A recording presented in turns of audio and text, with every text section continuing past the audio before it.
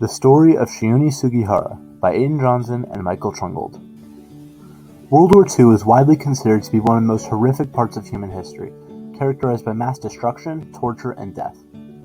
However, in the darkest nights, only light can emerge.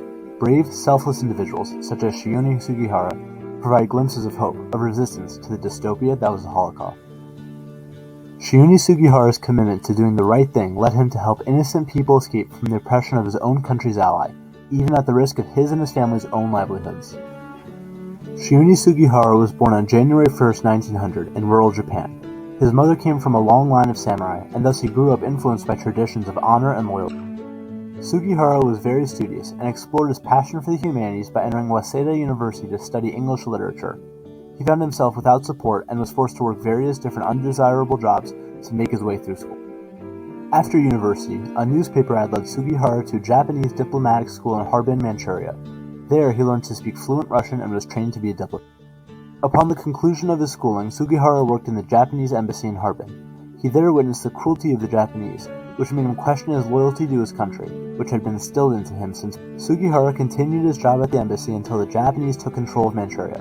He was then appointed deputy consul of the newly Japanese-controlled Manchuria. However, the constant atrocities Sugihara saw were too much for him, and he resigned from his position. Sugihara returned to Tokyo briefly, and was then sent out to Kaunas, Lithuania with his family to open a one-man consulate. At this time, Nazi Germany and the USSR were strategic partners and had already jointly invaded Poland. Thousands of Polish Jews fled Poland for Lithuania, the only country nearby they could go. However, the Soviet Union soon invaded and annexed Lithuania as well, ordering the consulates to shut down. The fleeing Jews had nowhere to go. Only 1 year after arriving in Kaunas, Sugihara found himself being kicked out. With all the other consulates closed, Sugihara and the Dutch consul requested to stay open an extra month. The Dutch consul received permission to issue visas to the Polish Jews to go to the island of Curacao, one of the few places that accepted Jews. However, in order to get there, they needed travel visas to Japan. Sugihara requested permission to issue the visas from the Japanese government.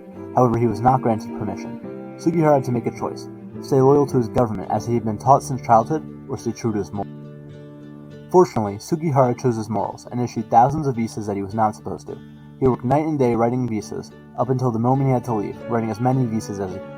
An astonishing number of visas, over 2,800, that would normally take years to complete, were written within a month. On September 4th, 1940, Sugihara was forced to leave Lithuania with the closing of his consulate. However, eyewitnesses reported that he continued to fill out blank travel visas even as his train was pulling away, which he then threw them out of the train window to desperate refugees. Upon his return to his country in 1946, Sugihara was dismissed from the Japanese Foreign Service. His understanding that this was a consequence of his defiance as well with his distribution of visas. Due to this, Sugihara suffered significantly and had to basically restart his life.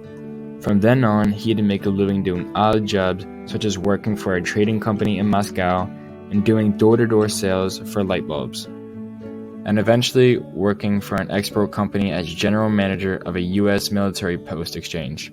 Chiune Sugihara lived a very anonymous life for the most part and didn't even really talk to his family about what he did and why he did what he did. One day, one of his sons asked him why he saved the Jewish people, and he replied that the refugees were human beings and they simply needed help.